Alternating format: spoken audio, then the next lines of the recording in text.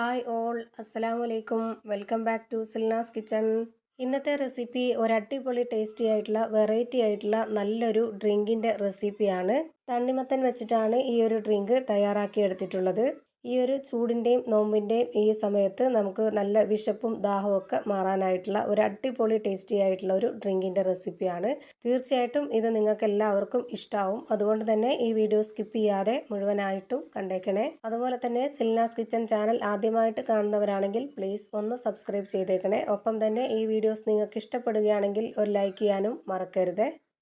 അപ്പോൾ നമുക്ക് തണ്ണിമത്തൻ കൊണ്ട് വെറൈറ്റി ആയിട്ടുള്ള ഈ ഒരു ഡ്രിങ്ക് എങ്ങനെയാണ് തയ്യാറാക്കിയെന്ന് വീഡിയോ കണ്ടു നോക്കാം. അപ്പോൾ ആദ്യം തന്നെ ഒരു തണ്ണിമത്തങ്ങ ഇതുപോലെ പൊടിയായിട്ട് അരിഞ്ഞെടുത്തതിന് ശേഷം ഒരു പാത്രത്തിലേക്ക് ഇട്ട് കൊടുത്തിട്ടുണ്ട്. ഒട്ടും തന്നെ വെള്ളം ചേർത്ത് കൊടുത്തിട്ടില്ല. ഇത് ആ ഒരു തണ്ണിമത്തൻ്റെ വെള്ളം തന്നെയാണ്.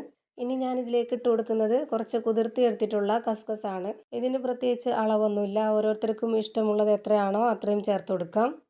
ഇനിയിപ്പോൾ ഇതൊന്ന് ഇളക്കി കൊടുക്കുന്നുണ്ട്. ഇതിലേക്ക് ഞാനിനി ഐസ് ക്യൂബാണ് ഇട്ട് കൊടുക്കുന്നത്. വെള്ളമായിട്ട് ഒഴിച്ചു കൊടുത്തിട്ട് കുറച്ച് ലൂസായിട്ട് വേണം എന്നുള്ളവർക്ക് അങ്ങനെ ചെയ്തെടുക്കാം. ഞാനിപ്പോൾ കുറച്ച് കട്ടിയായിട്ടാണ് ഇത് റെഡിയാക്കി എടുക്കുന്നത്. അതുകൊണ്ട് തന്നെ ഇതിലേക്ക് വെള്ളം ഒഴിച്ചു കൊടുക്കുന്നില്ല. ഇനിയിപ്പോൾ ഓരോരുത്തർക്കും എത്രയാണോ തണുപ്പ് ആവശ്യം അതിനനുസരിച്ചുള്ള ഐസ് ക്യൂബ് ഇട്ട് കൊടുക്കാം. ഞാനിപ്പോൾ ഇവിടെ കുറച്ച് ഐസ് ക്യൂബ് ഇട്ട് കൊടുത്തിട്ടുണ്ട്. ഇനിയിപ്പോൾ ഇത് മാറ്റി വെച്ചേക്കാം. അടുത്തതായിട്ട് സ്റ്റൗവിലേക്ക് ഒരു കടായി വെച്ച് കൊടുത്തിട്ട് അതിലേക്കൊരു 250 ml കപ്പിൻ്റെ അളവിൽ 2 കപ്പ് പാലൊഴിച്ചെടുത്ത് ശേഷം ഇതിലേക്കൊരു 80 ml കപ്പിൻ്റെ അളവിൽ 1 കപ്പ് കോൺഫ്ലവർ പൊടിയാണ് ഇട്ട് കൊടുക്കുന്നത്. ഇനിയിപ്പോൾ ഇതിലേക്ക് മധുരത്തിന് ആവശ്യമായ പഞ്ചസാര ഇട്ട് കൊടുക്കാം. ഞാനിപ്പോൾ ഇതിലേക്ക് 1/4 കപ്പ് അളവിൽ 2 കപ്പ് പഞ്ചസാരയാണ് ഇട്ട് കൊടുത്തിട്ടുള്ളത്. ഇനി ഒരു ചെറിയ സ്പൂൺ അളവിൽ 1 സ്പൂൺ വാനില എസൻസും ഒരു നുള്ളു ഉപ്പും കൂടി ഇട്ട് കൊടുക്കുന്നുണ്ട്.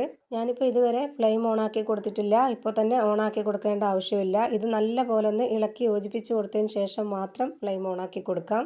ഇത് നല്ലപോലെ ഒന്ന് ഇളക്കി യോജിപ്പിച്ചതിന് ശേഷം പിന്നീട് ഫ്ലെയിം ഓൺ ആക്കി കൊടുത്തിട്ട് ലോ ഫ്ലെയിമിൽ ഇട്ട് കൊടുത്ത് നല്ലപോലെ ഇതൊന്ന് കുറുക്കിയെടുക്കാം. ഒരുപാടങ്ങ് നന്നായി കുറുകി പോകരുത്. ഇത് കാണുമ്പോൾ നിങ്ങൾക്ക് അറിയാൻ പറ്റും. ഈ ഒരു പരുവാകുമ്പോൾ നമുക്കിതിൻ്റെ ഫ്ലെയിം ഓഫാക്കി കൊടുക്കണം. ഓഫാക്കിയതിന് ശേഷം നമ്മൾ ഇതുപോലെ തന്നെ വെച്ച് കൊടുക്കരുത്. ഒന്ന് കുറച്ച് നേരത്തേക്ക് ഇതുപോലെ ഒന്ന് ഇളക്കി കൊടുത്തുകൊണ്ടിരിക്കണം. അല്ലാന്നുണ്ടെങ്കിൽ അത് കട്ടിയായി പോകും. ഇനിയിപ്പോൾ ഇത് നല്ലപോലെ തണുത്തതിന് ശേഷം നമ്മൾ റെഡിയാക്കി വെച്ചിട്ടുള്ള ആ ഒരു തണ്ണിമത്തനിലേക്ക് ഇത് ഒഴിച്ചു കൊടുക്കാം. എന്നിട്ട് ഇത് നന്നായിട്ടൊന്ന് ഇളക്കി യോജിപ്പിച്ച് കൊടുക്കണം. ഇതുപോലെ ഒരു വിസ്ക് വെച്ചിട്ടാണെന്നുണ്ടെങ്കിൽ പെട്ടെന്ന് തന്നെ നല്ല പോലെ ഒന്ന് ഇളക്കി യോജിച്ച് കിട്ടും. ഇപ്പോൾ ദാ ഞാൻ നല്ല പോലെ ഇളക്കി യോജിപ്പിച്ചെടുത്തിട്ടുണ്ട്. ഇനി ഞാൻ ഇതിലേക്ക് വെള്ളമൊന്നും ഒഴിച്ചു കൊടുക്കുന്നില്ല. ഇതാണ് ഇതിൻ്റെ ഒരു കറക്റ്റ് പരുവം.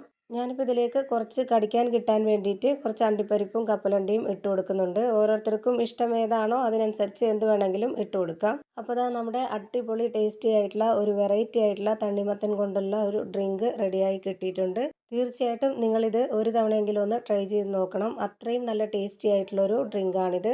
അപ്പോൾ ഇത്രയേ ഉള്ളൂ ഇന്നത്തെ വീഡിയോ ഇഷ്ടമായാൽ ലൈക്ക് ചെയ്യാനും കമൻറ്റ് ചെയ്യാനും ഷെയർ ചെയ്യാനും മറക്കരുത്. അതുപോലെ തന്നെ ഞാനിടുന്ന പുതിയ വീഡിയോസ് നോട്ടിഫിക്കേഷനായിട്ട് കിട്ടുന്നതിന് വേണ്ടി സബ്സ്ക്രൈബ് ചെയ്ത് ബെല്ലൈക്കൺ അമർത്തി അതിൽ ഓൾ എന്ന ഓപ്ഷൻ എനേബിൾ ചെയ്ത് കൊടുക്കാനും മറക്കരുത്. പുതിയൊരു വീഡിയോയുമായി വീണ്ടും വരും. Thank you for watching.